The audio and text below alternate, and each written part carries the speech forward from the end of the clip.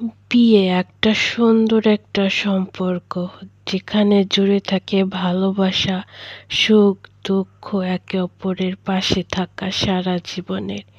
কিন্তু বিয়েটা হয় মনের থেকে। জোর করে কখনো বিয়ে টিকে রাখা যায় না, বা জোর করে কোনো সম্পর্কও টিকে রাখা যায় না। একটা মেয়ে তার বিয়ে নিয়ে অনেক স্বপ্ন সাজায়।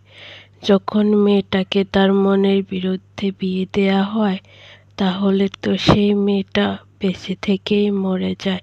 আর যদি লাইফ পার্টনার হয় খারাপ বা লোভী, তাহলে তো কোনো কথাই নাই, এই মেয়েটার জীবনটাই শেষ। আজকে একটা গল্প বলবো একটা মেয়ে নিয়ে। তার বাবা তাকে তার মনের বিরুদ্ধেই বিয়ে দিতে চাচ্ছিল, কিন্তু তার পরিবারের সবাই তার জন্য লড়ছিল, কিন্তু তাও বিয়েটা আটকাতে পারেনি কেউ। সেই মেয়েটা তার কিছু কাছের লোকজনের কাছে আশা রাখছিল। তার পরিবারের সাথেও সেই লোকজন, কাছের লোকজন যদি সাহায্য করত, বিয়েটা আটকানো যেত। কিন্তু কেউ কিছু করেনি, আটকানোর চেষ্টাও করেনি। তবে তার পরিবারের লোকজন, মানুষ সাহায্য করছিল আটকানোর বিয়েটা, কিন্তু পারেনি। তারপরও মেয়েটা লাস্ট চেষ্টা করেছিল, কিন্তু তাও বিয়েটা আটকানো যায়নি। যদি তার কিছু আত্মীয় স্বজন তার সঙ্গ দিত, তাহলেই আটকানো যেত।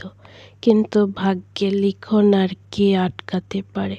বিয়েটাও হলো, কিন্তু বিয়েটা টিকলো না, কারণ যেখানে মিথ্যার আশ্রয় নিয়ে বিয়ে হয়, সেই বিয়েটা কখনোই টেকে না।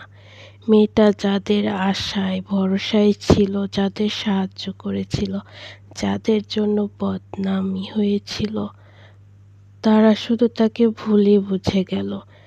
হ্যাঁ, আপন মানুষ ছাড়া কখনোই কেউ আপন হইতে পারে না, এটা বাস্তব। এই জন্য বুঝে শুনে বন্ধুত্ব করতে হয়। কখনো কখনো আপনার আপন মানুষজনই আপনার সাহায্য করবে না, আপনাকে বুঝবে না। এই দুনিয়ার মানুষজন খুবই ভিন্ন। কে কখন কি কারণে আপনার জীবনে আসবে, বোঝা বড় দায়। যখন আপনি একা থাকতে শিখে যাবেন, তখন কেউ না কেউ এসে আরও একা করে দেওয়ার জন্য আসবে, আরও একা করে দিয়ে চলে যাবে। এই জন্য এই একাকিত্বকে বন্ধ করে সামনে চলা ভালো।